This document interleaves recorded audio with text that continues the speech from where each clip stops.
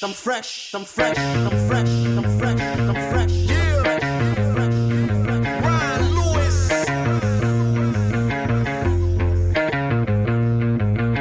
If it ain't fresh, then you ain't getting play in my tape deck. Way back, I used to rock the hat with the suede strap at ABC's. Brought my food from the Arabs. Played craps on corners with the OG slang at. Cross colors, I'm the boss of the playground. I eat showing the nuts, cause I know how to play house. The 8-ounce baby from 84 that grew up. Clean it in my Easter suit woods with my shoes buffed. Don't step on my new ones. These Reeboks beat blocks, you give them a few pumps.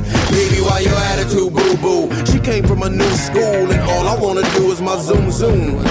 My uncle stayed faded like crew cuts, but I was just too young to know the what's what in the who's who. Round here, they could give a fuck if you got props. You get clowned for rocking British Knights to the sock hop. The BK stood for black kids, the hood was cracking, and Poison was on everybody's track list. Spandex was in fashion back then, and bad chicks had tracks in that lasted. Before CDs and internet, the kings was in effect. You fiends wasn't getting respect.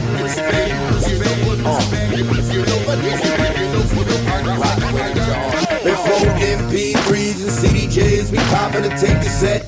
Chain on my chest, I'm fresh.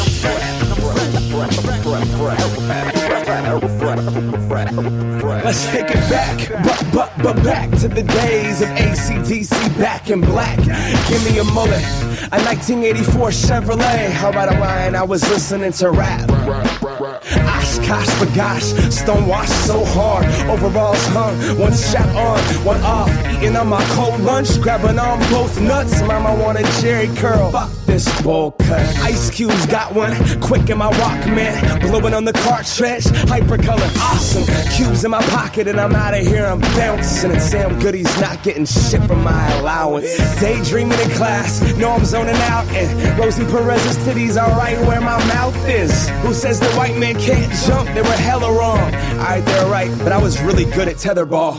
Before the days of getting drunk at kegs, we were bumping some Jodeci and dry humping legs. That's right, I was born in the 80s, pimpin', adventurous, trying to bone my babysitter. House party, crackin', Humpty dance, crackin', never find a baby. David Bowie, Labyrinth, want some reminiscent, bring it back, rap shit. Dodge Caravan, humping in the back, classic. Before CDs and internet, the kings was in effect. You fiends wasn't getting respect.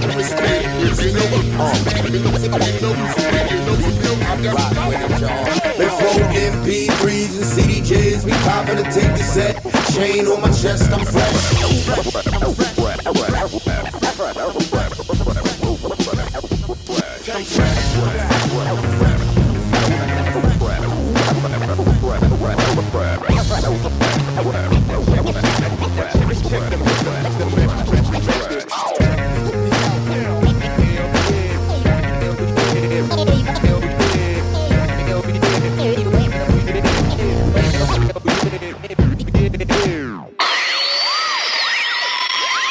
You are not rocking with Boy Radio, the best in culture, the best from the world.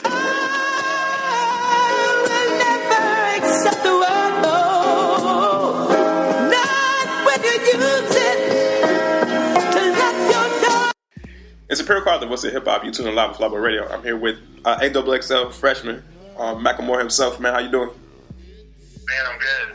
It just started to rain in Seattle, so it's officially fall. Okay, man. First off, man, your rap name, your original rap name was Professor Macklemore. How did you come up with that name? It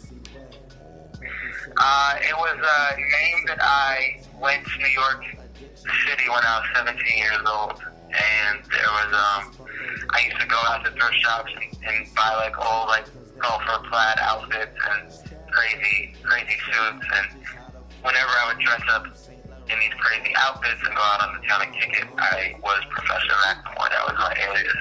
So eventually I came back to Seattle, the name kind of stuck. I had to put out some music, and I was rapping, and I dropped the Professor after a couple years. Was Seattle being a prevalent, influence on you, your namesake, and even, you opening for the Mariners last year? What's your favorite thing about Seattle? Man, my favorite thing. It's tough, man. It's like Seattle's a part of me.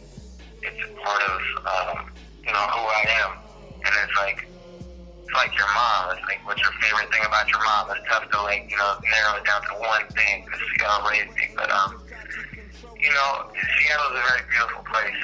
But the culture here, just the people overall, the hip-hop community, the graffiti community, you know, the community that I grew up in is probably my favorite part of Seattle. I still am close with the people that I started doing this with, you know, 14 years ago. That's what's up, man. You know, the city supporting you, so there's no wonder you get so much love and you love your city. Absolutely, yeah.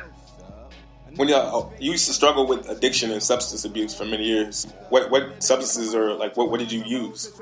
I mean, my main drug of choice was weed. I was a huge weed smoker. I drank alcohol. I smoked about, you know, at least an eighth of weed a day. Oh man! From the time I got up to the time I went to bed, I was like, you know, little honky whiz Khalifa out here. And you know, that transitioned into, you know, pills and you know, lean, cough syrup, a little bit of cocaine, not too much cocaine, but you know, pills for sure, cough syrup, and more than anything, man, I'm just an addict. Like, you know, if I'm gonna do a drug, I go really hard with those drugs. Whatever I'm gonna do, I have some moderation. So it was everything. Oh man, that's crazy, man. I guess they say weed is the gateway drug for a reason. Yeah, absolutely. How long have you been sober? You know, I have been sober off of marijuana and alcohol for over 4 years. That's epic, man. Thank you. Tell us about your partnership with your producer Ryan Lewis. That's our producer. He is one half of the team. He is, you know, it's a business. We're in a business together. But that's family. He is like my brother. We are with each other damn near every single day. We do everything together, anything creatively. We both have a say in. We share a studio, and you know, that's my creative partner. That's the person that I do absolutely everything with. You've been independent your whole career, you know, doing everything yourself. Will there ever be a chance that you would sign to a major? You know, I was signed to Bad Boy in 1998, and our shit never came out. But besides, no, I'm just kidding. I was never signed to Bad Boy. Oh shit! I thought you were serious, man. When I ever signed a major, it would have to be right, man. It would have to be, you know, everything would have to be right. I would have to have a certain amount of creative control, which would be a lot of creative control. It would have to be a deal where I could keep 100% of my merch, and it would have to be a lot of money, and it would have to be people that I trusted. So right. If those three things could happen, you know, and it felt right, and it was people that I believed that could help execute the vision, and the music got to the point where we couldn't do it ourselves, you know, I would be open to it. But, you know, the circumstances have to be right. The song Wings is what actually attracted me to your music. Was that song inspired by real life events? What's the song? The song Wings? Wings. Yeah, Wings is all real. I could definitely relate to that because I had a homeboy killed for his Jordans when I was a kid. So I definitely can relate to that song. I appreciate that. For sure, man. On your song "Same Love," you speak of you know, your support for gay marriage and also your support for Washington's referendum 74. How has having, you know, gay family members affected your outlook on gay lifestyle? You know, having, you know, two of my uncles be gay, my godfather be gay, you know, it just becomes, as growing up, it's just not a big deal. You're like, what is, you know, I mean, both uncles and my godfather have all been in committed relationships since I was a little kid. So, you know, I've grown up with their partners that I consider my uncles. And it's just family. And to think like this is still an issue when you have an example of two people that are in a committed relationship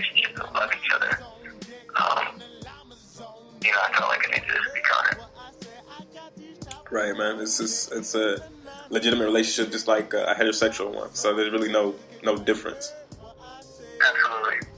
With hip hop being, labeled black music, does it bother you when people lump you in or compare you to other white rappers? With hip hop being what? Hip hop just being labeled black music, like most people consider that hip hop is black music. Gotcha. Does it bother me? No. I completely understand that makes sense. I think that anybody, even when I see a white rapper, like, I'm probably going to compare myself to that white rapper more than I am somebody of another descent. So to me, it's completely just a natural human characteristic to compare whatever they reference. Right, compare like skins. In the early part of this year, man, you were on the cover of the XXL with the other freshmen. How does it feel to finally be recognized for all your years of hard work? That felt amazing. I'm very proud of that. I was very proud of it. It's, it was a huge thing. To me, it was awesome for not only myself, but for Seattle to be recognized on that level. Because it's not just me on that cover. To me, I represent Seattle, so it's my city on the cover of XXL. And, it's something that ever since I started doing that, the cover I really wanted to be a part of, and that I wanted that one day. And, it was just a huge honor. Right, man. It's got to be an amazing feeling to be on the cover of a nationally syndicated publication like XXL. So I can only imagine, man, your excitement. Yeah, it was crazy. I was super pumped. And what's your favorite moment from your career thus far? That was one of them. That's one of the ones I'm proud of. I think in terms of actual moments, we performed in front of 10,000 people last year at a festival called Bumper Show here in Seattle. And, it was in the Key Arena where the Sonics used to play. And that was just a big moment. That felt big. That was amazing, the energy there. I would probably have to go with that moment. You can't really top 10,000 people in your own city. Hometown love, man, for sure. Are you going to be at South by Southwest next year? Yeah, I definitely want to make it to South by this year. We weren't able to go this year because we were finishing our album. But, I think that going down there this year makes sense. If you had one song that you wish that could have been yours, what would it be?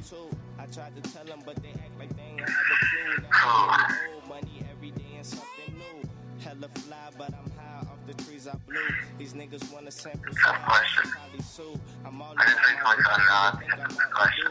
And you answered it right off the bat. I was like, how do you even know that? Oh, man. One song I'm trying to think of, it's got to be a song that's written perfectly.